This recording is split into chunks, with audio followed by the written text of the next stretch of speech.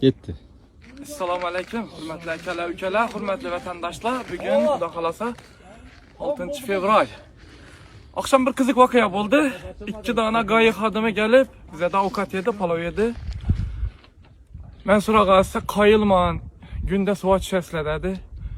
Yok ağala, bizlə sizlərə kayılmız.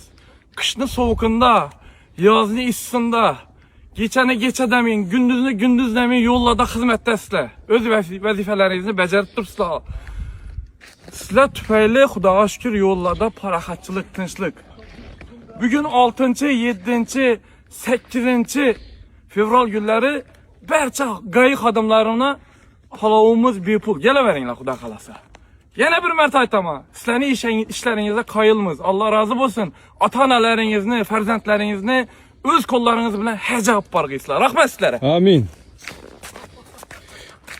Ya Allah! Ah!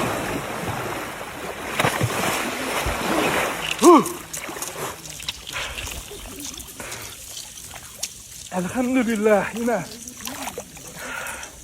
Gaye kelek temiz palavı da emmenizi Xuda qalasa. Rahmet hizmetlerinizden Allah razı olsun. Bugün 5 fevral 2026 yıl. 2-3 günlük seferden keyin yine su açmaya geldik Xuda qalasa. Baxadırsan xarma.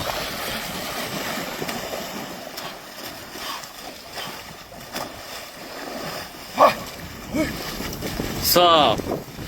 Çek, zor mu? Buldu. Mana. Kayrağı tutup da doktan yok. Свежий.